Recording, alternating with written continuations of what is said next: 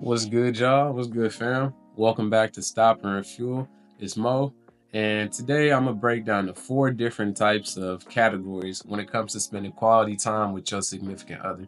And this is something that I'm currently learning and keep updating myself about because I can realize, hey, even though it feels like we spend a lot of time together, we still got to make that intentional time together where it's like, no, we're actually dedicating this just to talk, just to do this activity, making sure our phones, technology, all these outside noises are not in the mix so we can genuinely appreciate each other and remember that this time is specifically just about that quality. It's doing whatever we set out to do and is making sure that we're doing something that's outside of our norm that we may not always feel like we get a chance to do.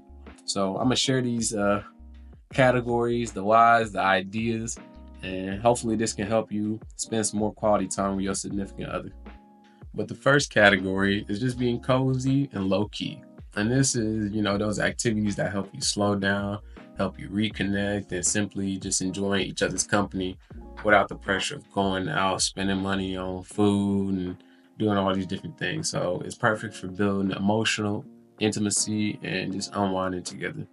So some of these could include, cooking a new recipe together, turning on some music, pouring up something to drink, whether it's alcoholic or not, and just, making it a little date night.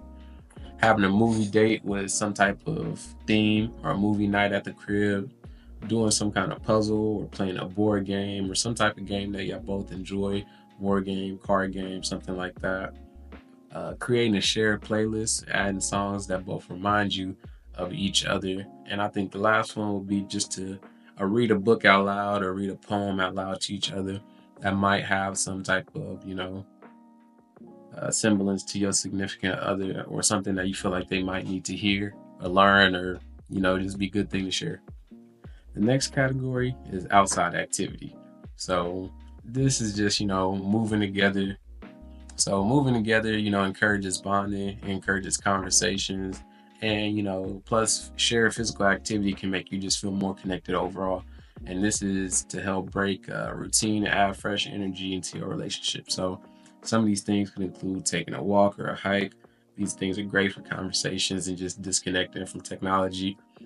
Visiting a farmer's market or a street fair or something that's just kind of going out in your community to support, try new things, and just explore.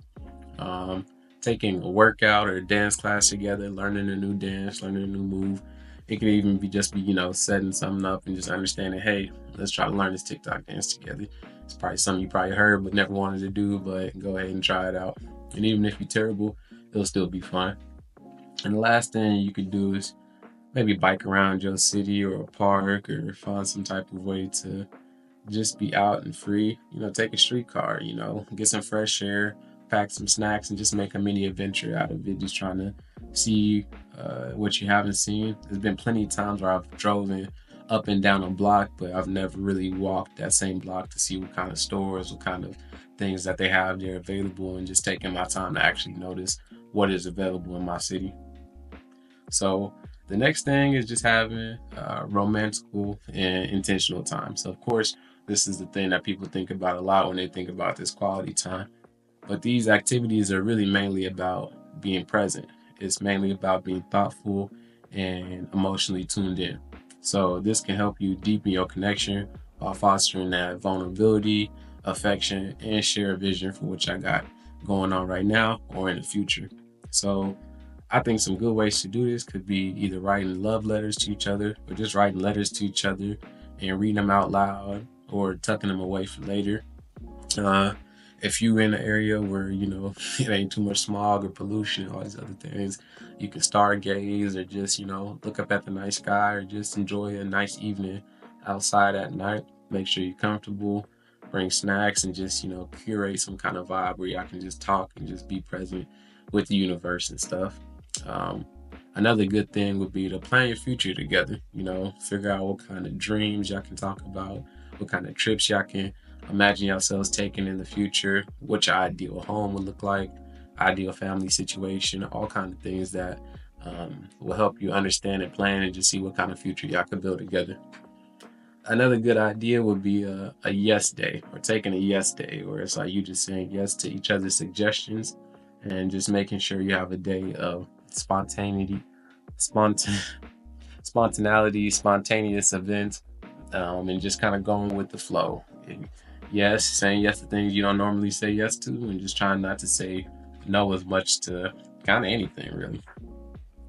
And the final thing will be creative and personal. So this is creating something together, whether it's art, whether it's memories, or just good vibes, and building a sense of collaboration and fun. Because now y'all collabing, basically, y'all doing something together, and the end result will be something y'all created or did together. And this just helps you express yourselves and make lasting memories and stories from things that are gonna be there to stand the test of time or not, you know? So this can be doing things like creating a scrapbook or a photo album, whether it's on your phone or actually in real life, just to relive those favorite memories, going back and looking at old pictures and different things like that. Doing some type of DIY spa night at home, pulling out some candles, pulling out some face masks, doing your own personal massages at home. Just creating that vibe where it's like a spa night, even if you don't want to go out to a spa or book an appointment or necessarily even want to pay for one, you can definitely curate that same kind of vibe at the crib with your significant other. Another thing you could do is film a silly vlog or make a reel together or try to create a song or freestyle or doing something like that. Just because it's fun, and when you watch it back, you're going to enjoy the things that made you laugh while you was creating it, the small things that only y'all going to notice and different things like that. And the last thing I would say is recreate your first date.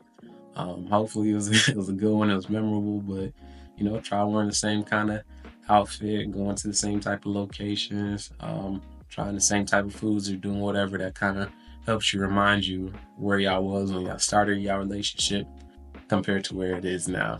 And these are some things that I feel like can help, tailor and be tailored depending on whatever season you're in, your schedule, and your specific love languages. So if you know your partner prefers certain things, you can try to figure out what activities align with those things better out of these four categories. So, like I said, you got your cozy and your low key, you got your outside and active, you got your romantical and intentional, and then you got your creative and personal. And I think these four categories will help you understand what kind of quality time your partner enjoys and helps you figuring out what kind of activities you can plan around it. And I'm not saying you got to do this every single month. I'm not saying you got to do this every single day. But every once in a while, just figure out, hey, what kind of activity can I plan with my significant other that'll let us grow closer, reconnect, and just be our authentic true selves with each other. That way we can enjoy other things that do come, and we can, not always feel like we have the need to spend money on each other or do all these other different things, because time is the most valuable thing we got out here. So just figuring out how to spend that quality time will oftentimes be the things that they remember the most, things that they actually cherish, and things that um, you know help them relive memories when it comes to those hard times that y'all got to fall back on. Because everything can be all luxury and lavish. Every now and then you got to just be able to enjoy the presence of the person that you with. So with that being said, hopefully some of these ideas will help you figure out, either a date night or just, some kind of quality day that you can spend with your partner. I'm gonna keep adding to this list. I'm gonna keep figuring out what my partner prefers out of these four categories and trying to stick to it and keep tailoring things to make sure that we never get bored in our relationship. So if this video did you any help, it helped you understand a little bit more about what kind of quality time options are available out there, or if you got some ideas and tips and tricks for, things that you've done for quality time that you like to mention as well, please feel free to drop them down in the comments, and I'm gonna make sure that I even try them out too. So, with that being said, until next time, it's Mo, and make sure you stop and refuel.